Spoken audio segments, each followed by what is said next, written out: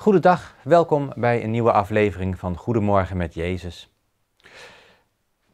We zijn weer verbonden om samen te lezen uit de Bijbel. Gods woord voor ons. En ons leven kent zoveel facetten. Het leven kan mooi zijn, het leven kan moeilijk zijn. Het leven kan je toelachen en het leven kan ook tegenzitten. En soms kabbelt het leven ook gewoon door en dat is ook goed. Maar wat op de achtergrond van ons leven altijd mag gelden is dat de Bijbelse woorden ons dragen. God is bij ons. Daarvoor zijn we verbonden. Om te lezen uit Gods woord. En ik ken natuurlijk niet jouw situatie. Ik weet niet waar je mee bezig bent. Misschien heb je wel iets fantastisch moois meegemaakt. Vandaag, van de week. En ben je voor je gevoel in de zevende hemel. En misschien zit het leven juist nu heel erg tegen. Heb je verdriet, heb je zorgen. Het mooie van de Bijbelse woorden is dat in welke situatie je ook bevindt, God wil je aanspreken. Wil je bemoedigen. Als er een feest te vieren is, viert Hij het feest mee. Als je in een diep dal zit, haalt Hij je er weer uit. Vangt Hij je op. Want geen mens gaat verloren die gelooft in God, in Jezus Christus onze Heer, die zich geleid weet door de Heilige Geest. We mogen God bidden om Hem te vragen om ook nu weer bij ons te zijn, om ons te steunen. Laten we zo bidden. Heer onze God, Hemelse Vader, U kent ons door en door, want wij mogen kinderen van U zijn. Wat een wonder is dat U om ons geeft. Want we voelen ons zelf vaak maar zo bescheiden, zo klein. Wie zijn wij nou helemaal? Ik ben maar één van de 8 miljard mensen op aarde. En toch kent U ons allemaal. Van iedereen die ooit geleefd heeft en iedereen die ooit zal leven, kent U de diepste gevoelens, de vreugde, de zorgen. En Heer, we leggen dat bij U neer. En vragen U, wees ons nabij, waar we ook zijn. Doorgloei ons met Uw Heilige Geest. Juist ook nu we de Bijbel gaan openen en Uw woorden mogen lezen.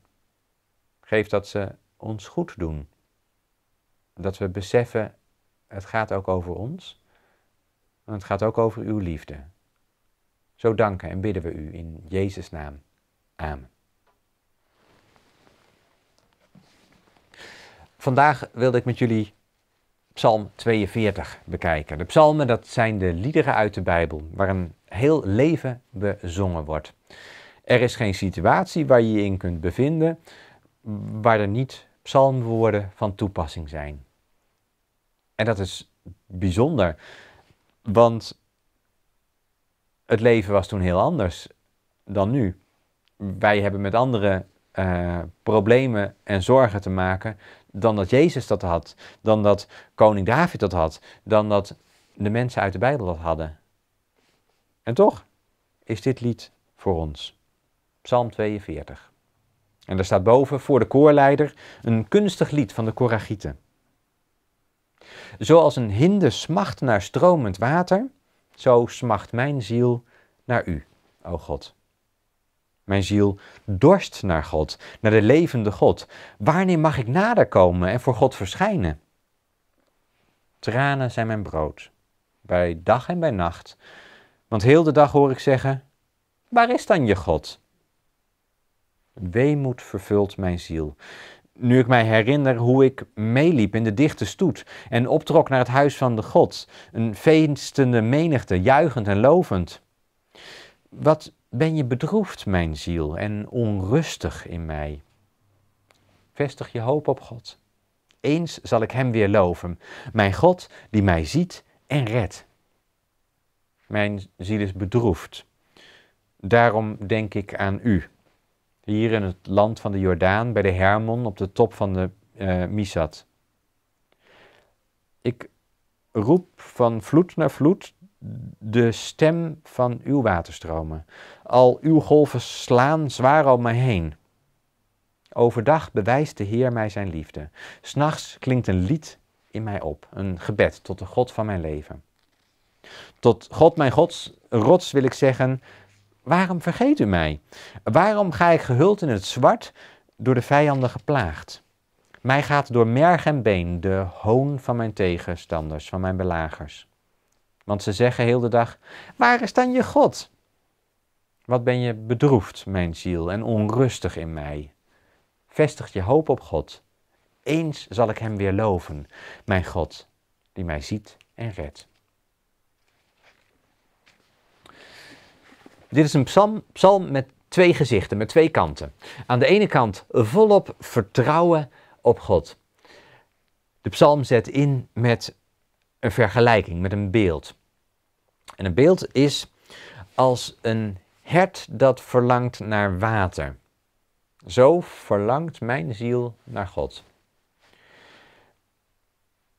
In de oude psalmenrijming wordt dat genoemd het hijgend hert der jacht ontkomen. En het beeld wordt dan nog groter gemaakt. Een hert dat opgejaagd wordt door jagers en nog maar ter nauwe nood kan ontsnappen de bossen in en komt bij een beekje en is dorstig van al dat geren, van dat gevlucht, van het paniekerig zoeken naar veiligheid.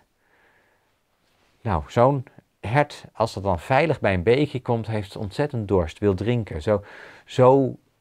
Zo smacht ook mijn ziel naar God. Zo ben ik ook dorstig naar wat God mij te vertellen heeft. Zo zet de psalm in. Ik vind dat een mooi beeld. Ik ben geen jager en ik zie af en toe wel eens herten en reeën, maar ik kan me wel voorstellen dat een beest zo opgejaagd en dan eindelijk op een veilige plek komt en denkt van, nu eerst drinken, dat heb ik nodig om tot rust te komen. En dat gevoel, ja, dat herken ik wel. Soms gebeurt er zoveel, ben ik zo druk, dat ik dan ook echt even tot rust moet komen bij God. Bijvoorbeeld door te bidden. Bijvoorbeeld door uit de Bijbel te lezen. Bijvoorbeeld door een lied te zingen of op de piano te spelen. Rust hebben we nodig in deze gejaagde wereld. En de wereld is alleen maar sneller en sneller en sneller geworden. En er wordt meer en meer van ons gevraagd. We moeten van alles. En je kunt je opgejaagd voelen, maar weet dan, zoals dat hert rust vindt daar bij die veilige beek, zo mag jij ook rust vinden bij God.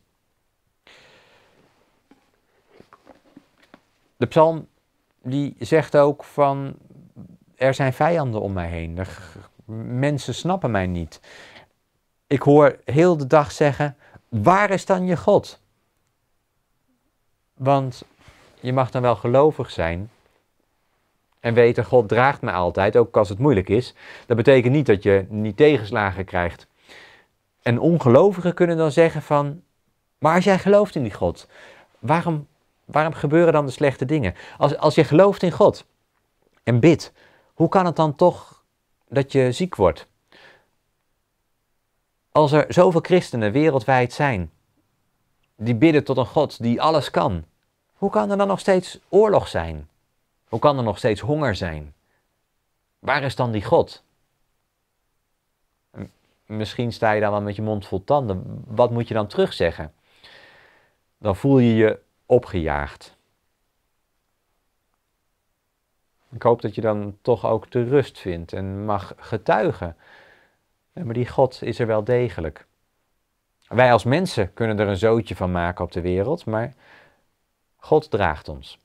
God zal uitkomst bieden. Dat heeft hij beloofd door het werk van Jezus Christus, zijn Zoon.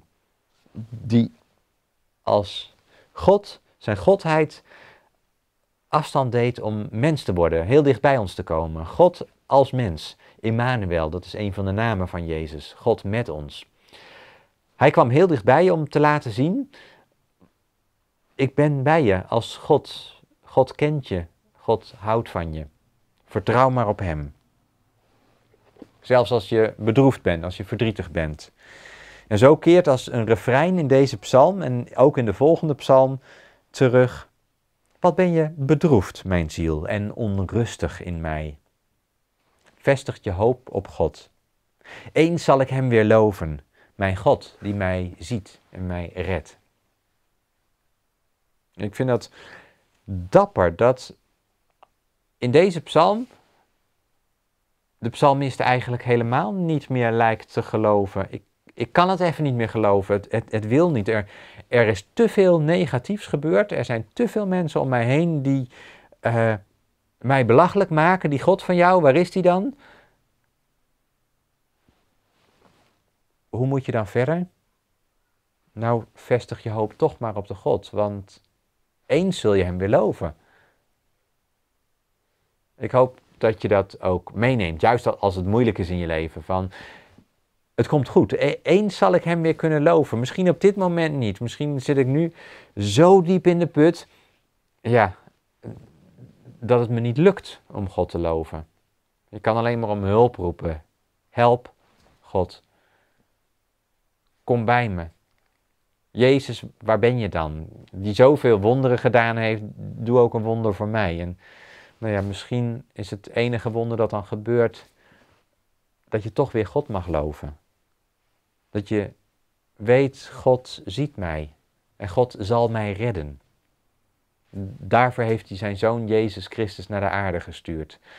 Ik noemde net die naam Immanuel, God met ons, maar de naam Jezus zelf betekent ook iets heel moois. Jezus is God redt. God redt jou. Ook al kun je het misschien vandaag niet voorstellen. Eens zul je God weer loven, hem prijzen. En ik hoop dat we dat met elkaar mogen doen. Door wie we zijn, wat we mogen zeggen, wat we mogen zingen, wat we mogen uitstralen naar de mensen om ons heen.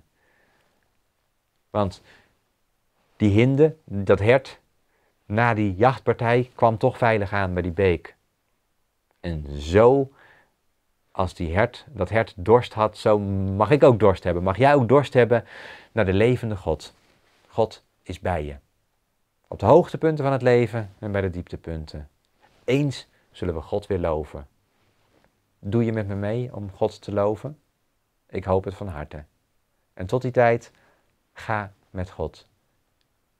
Gedragen door zijn zegen, ga je je leven in. Graag tot de volgende keer.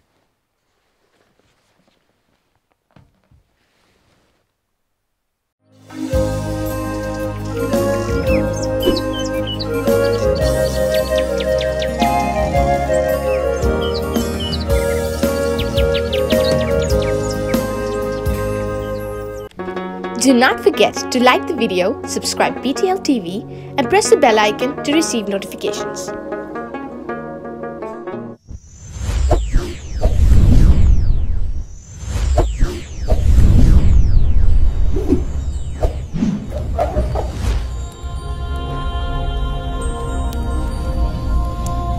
Jesus is the light of the world.